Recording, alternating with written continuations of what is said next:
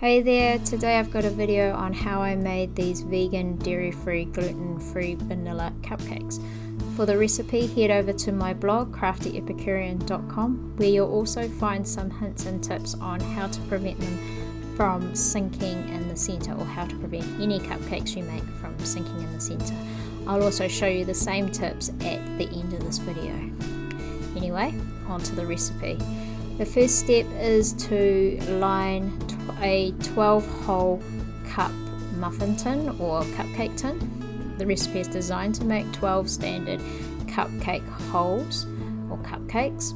However, you can make 24 mini muffin tin sized cupcakes if you wish. You just want to line each hole with a paper case. You can just use oil or melted butter or melted margarine if you want to, and these cupcakes will happily release, especially if they are non-stick tins.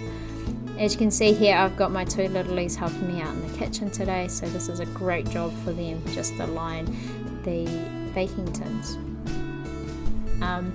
You'll see that at the end of this video, when I fill the cupcake cases, we only actually make 12 cupcakes, but there's two of them, so they needed two baking tins, and of course one chose the mini muffin tin and the other one chose the standard muffin tin, so we just let them have their way today. But this is an easy little job that little toddlers can do.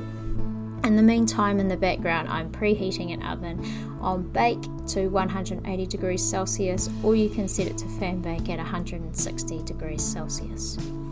So now that's all done, I'm just going to place that to the side and bring in a mixing bowl. To that mixing bowl, we're adding 130 grams of caster sugar, and that's just measured out 130 grams. Ideally, for this next creaming step, after you add the 130 grams of softened margarine or butter if you're not wanting to make these dairy free, ideally use a silicone spatula to cream them, but my 5-year-old wanted to use a whisk, so I let him use the whisk to start the creaming. And yeah, as you can see, it's not advised because it gets stuck in the whisk. My suggestion is you use a wooden spoon, or as I prefer, a silicone spatula. So I'm just going to get all that mixture out of the whisk as much as I can, and then continue creaming with a larger silicone spatula. So you just go in a circular motion until the mixture is nice and light and creamy. You'll see the colour change to a light yellow, and that the granules of sugar have dissolved through. Now the recipe calls for 2 eggs, 2 teaspoons of baking powder, and 125 grams of rice flour. So I've just added one of those eggs and half of the dry ingredients, and we're just going to mix that through gently. So you want to mix that through not until it's well combined, but until it is just combined. And when you get it to approximately this stage that you can see here, you want to add the remaining egg and the remainder of the dry ingredients. Again, you want to fold or mix this through gently until you get a consistency that it is well combined. So I've mixed this through a little bit, and before I'm adding my vanilla essence. So this is a teaspoon of vanilla extract, or pure vanilla extract. You can use Madagascan vanilla essence, which will give a nicer pungent vanilla, and then mix that through until it looks a bit like this. Right, so now I've got a tablespoon and a smaller silicone spatula, and I'm bringing back my paper case lined cupcake tin, and I'm just going to fill each cupcake case about a half to 3/4 full. So you don't want them overflowing because they'll just completely look like a mess. And here's my little guy wanting to watch again. And I'll just speed this up as I just fill it up. So you can see I scoop a little bit of the mixture and then use the silicone spatula to push it out to keep things tidy. Right, here they are all nicely filled up, and now I'm going to place them in the center of the preheated oven. Again, that's at 180 degrees Celsius or 160 degrees Celsius on fan bake.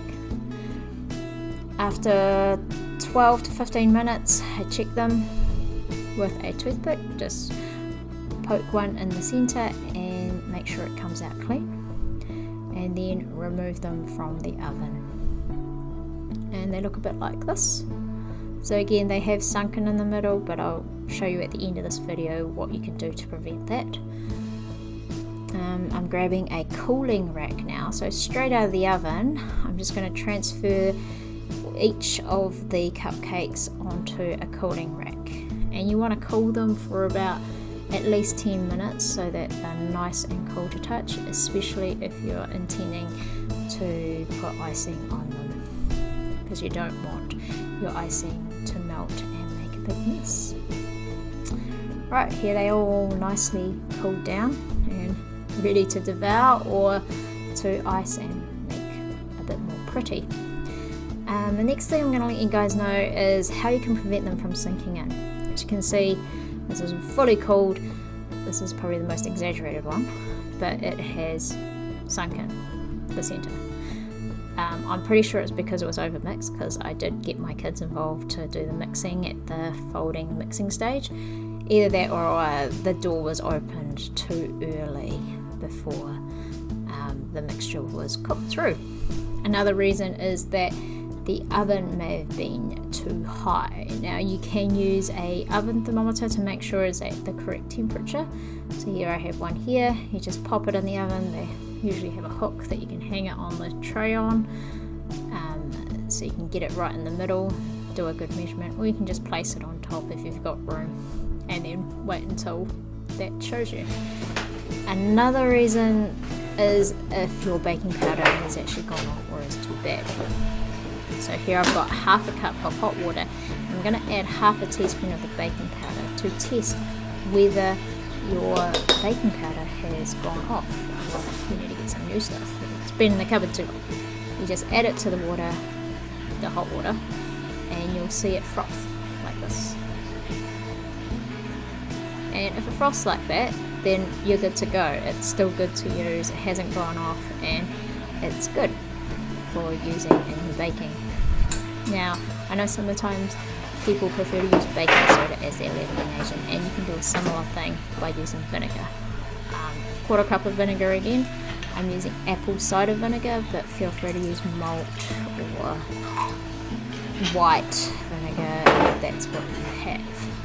And to that you add your baking soda. So it's similar to your volcano experiment. You just add half a teaspoon of baking soda. Now I'm leveling this off even though it's not, you don't have to be perfect, but force of habit I guess when I'm measuring stuff. You just add it to the vinegar and you'll see it froths up.